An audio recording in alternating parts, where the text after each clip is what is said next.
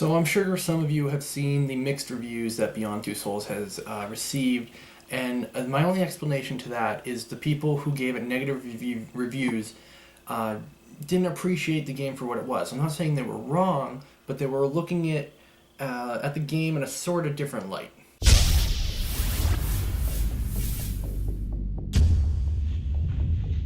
So Beyond Two Souls has a really, really unique premise with the whole, another soul slash ghost type entity attached to this girl slash woman, and it's a very complicated, I guess, expressionist tale, and it really, really is intriguing, especially in terms of gameplay.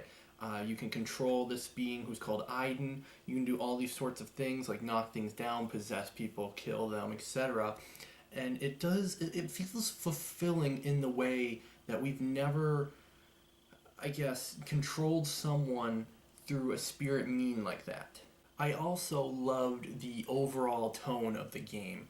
It really, really is intriguing premise and an intriguing atmosphere, lore, all that, and especially combine that just whole segment with the touching moments. There was moments in this game that were very, very sad, and that myself wanted me to I more or less just feel very, very badly about how I couldn't change the situation, even though I had this great, invisible entity slash power.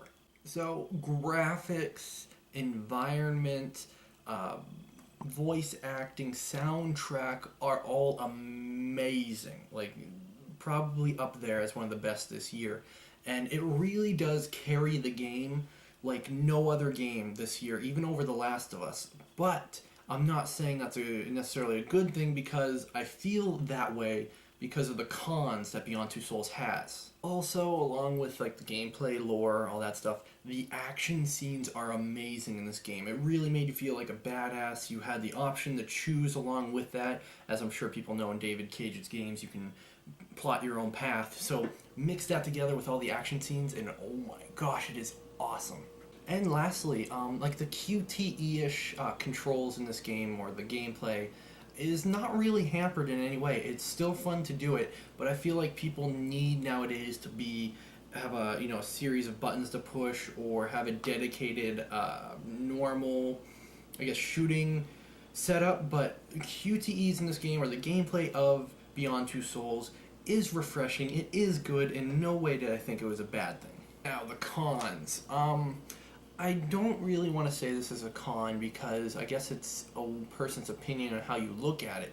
But mine personally, the order of the game is not chronological. You skip from place to place in Jodie, the main character's life, and that would be good story-wise, but in a game where, an interactive entertainment product, it doesn't really work out, because it can leave you unfulfilled. Some of the missions are only like 5 minutes long, and others are 40 minutes long. So your brain kind of gets this discrepancy saying, okay, well, this long mission should be over shortly, but it never is, and it kind of has the mindset of, okay, let's get this long mission out of the way, which kind of ruins the experience in my opinion, although it's not a terrible thing, as I mentioned. It's just based on how you look at it. And with the gameplay, the gameplay itself is fine, as I mentioned, but the camera controls, it can kind of frustrate you at times.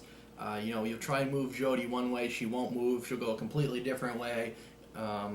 You try to move around with the right analog stick to see things, it won't cooperate, or it won't allow you to do that even if you wanted to do that. And it's just a very mixed reaction to the camera and movement controls. But for the most part, it is good, but when you're in an enclosed space, prepare to get frustrated. And lastly, with the cons, again, I feel this is more of a personal preference, but the ending to Beyond Two Souls, and I'm not going to spoil anything, don't worry, is, what you'd expect. There's a plethora of endings, and your path dictates what ending you choose, and you can choose at the very end what path you want to take, some of that nature. But the way I played the game left me feeling unsatisfied with the ending. Like, my path did not make sense with any of the endings that were in this game, which kind of means I'm not going to go back like I did in Heavy Rain and get all these trophies, all these